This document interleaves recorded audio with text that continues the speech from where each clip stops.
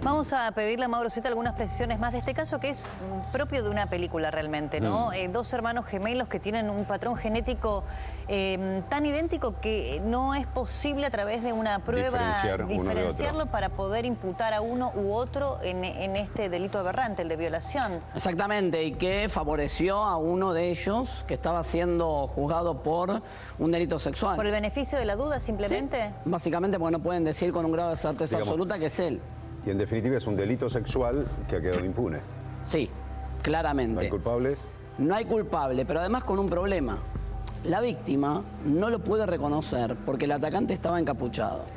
La única prueba que existía era genética. ¿No hay ningún elemento, no, algún objeto, algo? Yo pregunté lo mismo, no hay ningún elemento complementario, pero si querés lo contamos al revés. A ver, el primero de los ataques por el cual juzgaron al Messi Wagner, Luis Wagner, el Messi, 25 años, ocurrió el 7 de julio de 2010. Ahí lo vemos en imagen, al hombre que terminó absuelto. Ese día, les leo textual, Wagner violó a una joven estudiante de Rosario del Tala, la golpeó y le robó efectos personales y dinero en efectivo. Después cometió otra violación el 17 de noviembre de ese año y por esas dos violaciones fue condenado en un juicio abreviado a 9 años de cárcel. Ya cuando estaba condenado surgió una violación anterior y acá empezó la polémica con la primera de las violaciones en esta seguidilla. Vamos a tomar comunicación ahora con el fiscal de la causa, Diego Bian, de Concepción del Uruguay, ahí en la provincia de Entre Ríos, donde ha ocurrido este caso. Fiscal, buen día. Hola, ¿cómo le va? Buen día. ¿Qué tal? Bueno, el fallo salió, ¿qué es? ¿En primera instancia, un juicio oral y público? ¿Cómo es? Sí, en realidad... ¿Hola? Hola, sí, lo escucho bien, fiscal. Sí, el fallo salió a absolución porque la Fiscalía pidió la absolución, porque no había ningún elemento de prueba, porque en última instancia no se habían podido conseguir, diríamos, los mínimos elementos como para poder imputarlo. Nosotros teníamos la grave sospecha que era él porque el ADN respondía.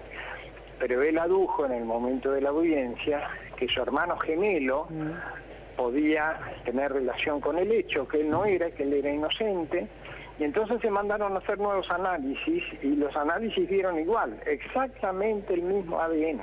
El mismo ADN. Nosotros mandamos una consulta a laboratorios de distintas partes del mundo, y todos dijeron que era imposible hacer una diferencia, ¿no es cierto? Solamente un laboratorio de Alemania nos contestó que el desarrollo de la vida podía llegar a conseguir, diríamos, ADNs diferentes, pero valía un mínimo sin probabilidad de éxito de 130.000 euros, lo cual para la provincia se hacía prácticamente imposible. A falta de otros elementos de juicio, nosotros pedimos la absolución porque era una situación que en última instancia databa de algunos años y la chica incluso que había sido sometida no quiso prestarse a nuevos análisis. Doctor Yang, lo que yo le quería preguntar es, porque claro, entiendo que desde el punto de vista jurídico quizá no hay modo de poder resolverlo, pero teniendo en cuenta que quien estaba siendo juzgado tenía antecedentes que si bien son posteriores, ¿no es cierto?, también de condenas por violación, y es un delito de altísima reincidencia, y el otro gemelo no tiene ningún hecho o ningún delito en este sentido, si la pericia psiquiátrica o si esto de alguna manera podría haber ayudado a inclinar la balanza en un sentido u otro. Es buena su pregunta. Usted sabe que en el sistema argentino, tal que yo, con el cual discrepo inmensamente, es decir, esa inclinación, si usted quiere, no es un elemento imputativo, sino va acompañado de otros elementos, ¿no es cierto? Y en este caso no teníamos otros elementos. La pericia psiquiátrica no nos dio nada a favor. No dio una cosa neutral sin ningún valor para nosotros. Y la prueba de ADN, o sea, se pudo hacer un examen genético. Lo que pasa es que es compatible con ambos, pero sí se pudo hacer. Se hizo el examen genético de los dos gemelos y dio exactamente el mismo. Claro, pero... Doctor, y con respecto a el resto de las pruebas, en el momento que ocurrió el hecho, el día que ocurrió el hecho, para determinar si uno pudo comprobar si estuvo... no había ningún otro elemento de prueba. Claro, lo que yo pregunto desde el sentido común, entiendo que desde el punto de vista técnico, jurídico, lo que usted me explica es correcto, pero digo, ustedes tienen dos culpables, no es que no hay culpables, no es que el hecho está, a ver, queda impune porque no hay pruebas, como pasa en otros hechos, ¿no? No hay pruebas, queda impune, ¿no? Acá ustedes tienen, mejor dicho, tienen dos culpables, porque hay una prueba genética que evidencia que esta joven fue violada y hay un examen genético que corresponde a dos personas. Y así todo, ¿es posible que quede impune el caso? Digo, no hay otro elemento. Es posible que quede impune porque usted no sabe cuál de los dos es, ni lo va a saber nunca. Doctor Mauro Zeta soy, ¿cómo le va? Sí, aparte, Mauro, ¿cómo le va? Sí, bien, dígame. Aparte otro elemento que es que él dio un par de coartadas, teóricamente.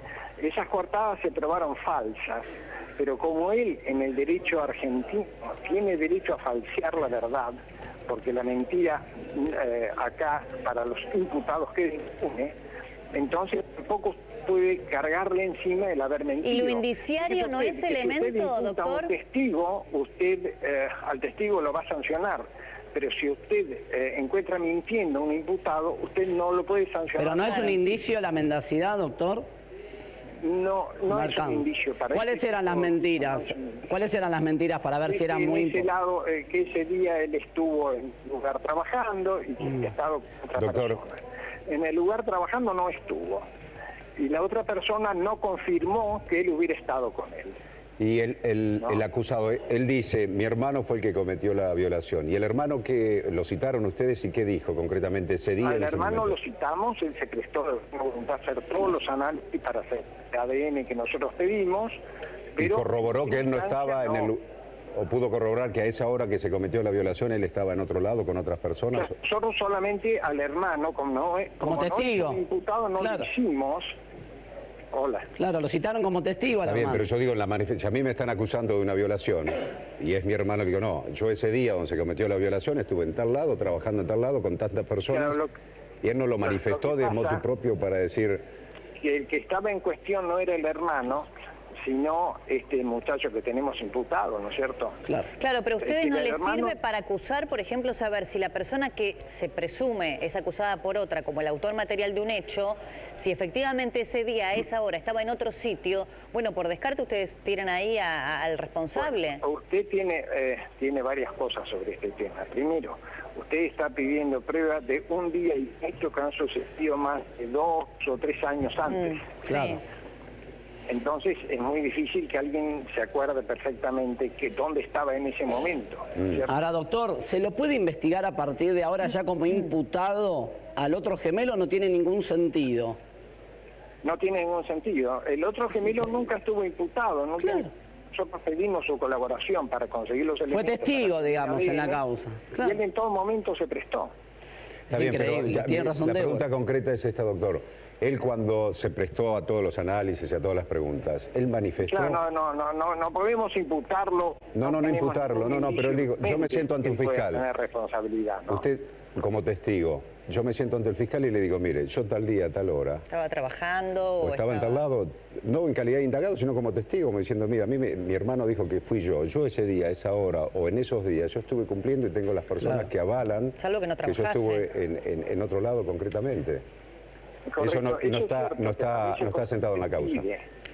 ¿Cómo? Usted pide esos datos a gente cuyo testimonio es acerca de hechos sucedidos 2 años o más antes. Claro, no tiene a lo mejor un trabajo fijo. Claro. Doctor, y otro dato le quería preguntar. ¿La relación entre ellos cómo es?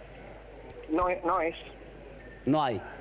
Bueno, ahí también hay otro dato, porque si usted me dice que tienen o tenían hasta ese momento una buena relación, un vínculo como hermanos... que hace muchos años que la veían. Y entonces usted, digamos, es clara o aparece aparentemente como clara la maniobra del acusado... De culpar al otro. De, bueno, haber tirado esa carta sin quizá tener tanto detalle de que la prueba genética era imposible del tiro, a lo mejor esa carta se la jugó y efectivamente le salió bien. Ahora, lo que a mí me hace ruido, yo le repito, no soy abogada, no conozco de leyes ni la técnica jurídica que usted me está diciendo respecto de de este caso, pero hay una chica que denuncia una violación, le hacen las pruebas, los hisopados, muchas veces hay denuncias por violación y no se puede establecer un patrón genético completo, o no hay pruebas, solamente la palabra de uno contra el de otro y queda impune, pero acá tienen la prueba genética, pudieron establecer un patrón, el patrón corresponde a 2 personas, ese es el caso realmente muy particular, y como no pueden saber cuál de las 2 fue, queda impune. Es loco porque muchas veces hay casos en donde incluso sin tanta prueba alguien queda culpable y queda preso. Ese principio de la duda que nosotros tenemos en nuestro derecho, que existe en todos los derechos, usted le impide con un 50% de margen de error imputar a nadie. Doctor, la imputación. Qué bárbaro. Y en estos casos, no sé si existe esa figura en el derecho argentino, la íntima convicción del juez, aunque no tenga las pruebas concretas para demostrar un expediente, pero yo estoy convencido realmente de que fue el culpable. La íntima convicción debe estar respaldada en prueba. Si usted no tiene prueba, usted no puede imputar. Bien. Es decir, la íntima convicción no es porque él tiene, el juez en última instancia tiene que fundar la sentencia en hechos, no en Doctor, la convicción. ¿Hay antecedentes de un caso así acá en Argentina, en América o en el mundo? No, solamente hay un caso que fue absuelto también en Córcega, hace muchísimos años, y es el único caso en la historia del mundo. Qué bárbaro. Increíble. Bueno, doctor Diego Ollán, muchísimas gracias por este contacto y hasta cualquier momento. Bueno, un gusto. Un gusto, adiós. Gracias. Qué loco realmente, Mauro. La frase que vos dijiste yo no había caído en la cuenta. Tenés 2 culpables y ninguno fue. Tenés 2 culpables y ninguno fue. Hay dudas o no es uno de los dos. No se sabe quién fue. No, tenés una prueba genética contundente de un hisopado que se le hace a una víctima de violación que da un patrón genético completo, pero que corresponde a 2 personas. Sin lugar a dudas tiene que ver con el testimonio que ha dado la víctima, que fue un solo violador. ¿Y si la violaron los 2? No, y el tema es que la víctima no aporta otro dato. La diferencia. Además. En el caso que hubiesen sido los 2. Sí. Pero es increíble, tenés razón la mirada, yo no lo había pensado. Tenés 2 culpables, ninguno fue. Porque son culpables. Uno de los 2 es culpable. O sea, para la justicia hay un culpable, no es un caso para que quede impune, porque tienen toda la prueba. Pero no pueden decir quién es. Qué Es loco. increíble.